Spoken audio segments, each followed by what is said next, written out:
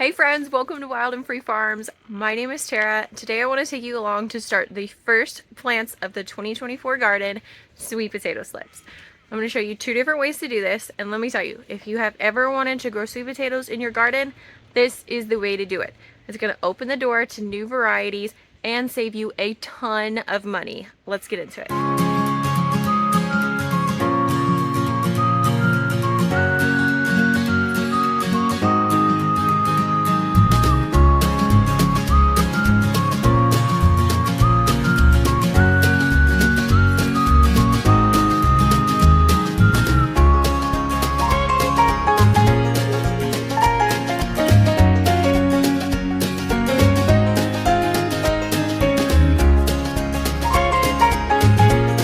Methods I want to show you today is water and soil. I'm doing two different methods just to show you guys the difference, and I also like to do my own experiments to see which one kind of works faster.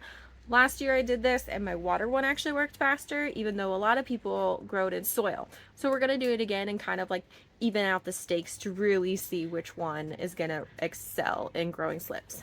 So first off, let's just cover a little bit of sweet potato anatomy. So this here is going to be our mother tuber. She is what is going to produce all of our sweet potato slips. So on a sweet potato plant, we actually eat the roots, or what they call tubers. I mean, you can eat the leaves too, and I think a lot of people put them in salad and stuff, but I've never done that. I don't know why. It's a ton of food, and they're loaded with nutrients for you. But anyways, so whenever we sprout slips, she's going to root all along the surface area, and then she's going to produce the slips out of one of these two sides.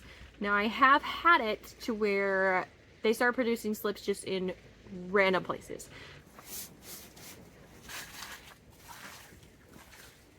Okay, that's a little better. So if you are doing the soil method especially, you want to make sure that your sweet potato is going to have a lot of surface area actually touching that soil. So one of the best and most cheapest ways to grow sweet potatoes in your garden is to just buy sweet potatoes from the store. Now you want to make sure that you are buying organic, non-sprayed sweet potatoes, because most of the time they spray them with a growth inhibitor. So who wants to buy, sprouting sweet potatoes from the store except for a gardener? It's not something you want to eat. So they spray it with this growth inhibitor in order to keep those sprouts at bay. So you don't want to buy sweet potatoes with that inhibitor on there, because it's really gonna defeat the purpose of what you're trying to do. The next thing is you want to make sure that your tubers are healthy and free from blemishes. You don't want them rotting on you. You don't want to use tubers like this, because whether you're doing the water or soil method, this is just going to rot and it's not going to produce any slips for you. I always just go to my local health food store. They always have organic produce that is grown locally in the area, so it's really great. I know there's nothing going to be sprayed on it that's going to inhibit what I want it to do. In order to prep your sweet potatoes, I always just get a bowl of warm water and let them soak for a couple hours. People have been known to soak them in hydrogen peroxide and stuff. If you want to do that, that's fine. It's not going to hurt anything. I just feel it's unnecessary, so I don't do it. So I grow sweet potato slips not only for my garden, but also for farmers market. And as you can tell, I only have 4 sweet potatoes, 2 of each kind. You don't need a ton of sweet potatoes in order to get a ton of slips. Each one of these tubers is gonna just produce and produce and produce. I had one last year that gave me 30 slips, and then I gave the whole sweet potato to my neighbor and she got even more off of it. It produces abundantly once you get it going. Honestly, the only reason I have 2 of each kind is because I'm going to grow water and soil just for educational purposes.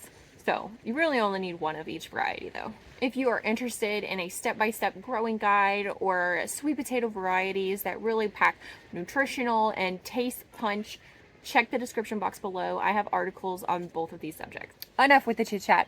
Let's get into propagating sweet potato slips via my favorite method, the water method. So in order to do this method, you are going to need some toothpicks, a glass jar, some water, and then of course your sweet potatoes. So I always like to take my smallest end and stick that end in my jar, just because it fits a little bit better. So you're only going to go about 1/4 of the way up the sweet potato. It really, there's no science to it, just guesstimate. And you're going to stick 4 toothpicks right in the center on each side.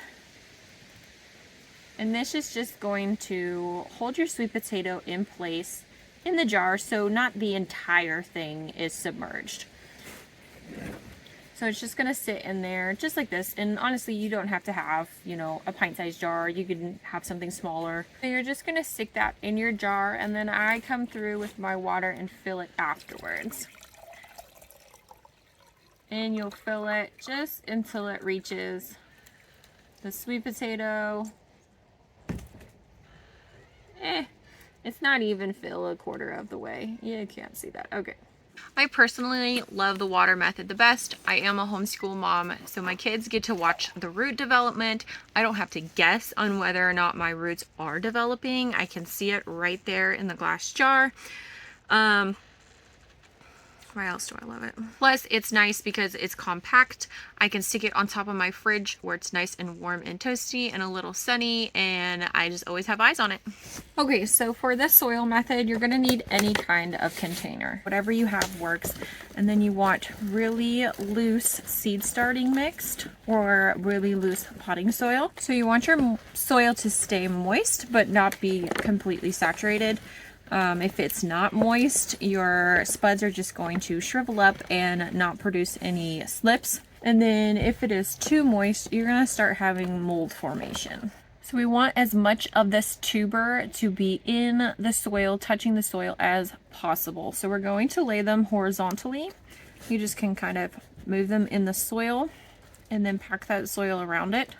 Just loosely, you don't want it too compacted in there. And then we want to make sure that we're giving each tuber enough room to set out roots. So the soil method allows for a bit more growing room for the slips because you have both sides of the growing end exposed. And then I've actually found with the water method, they will start growing from down below and start going upwards. So that's why I like to use the wide mouth jars, because it gives those slips room to grow up out of the jar. So that is all that there is to it on getting started with sweet potato slips.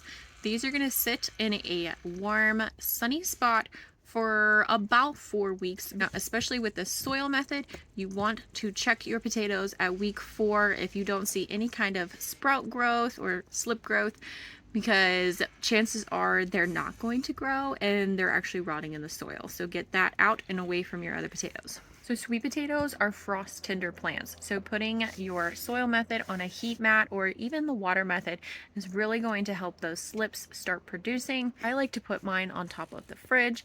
If I find that they're growing a little bit slow, I will add a heat mat. I will come back in about 4 to 5 weeks and show you guys part 2 of how to separate your sweet potato slips and root those in order to prepare them for the garden.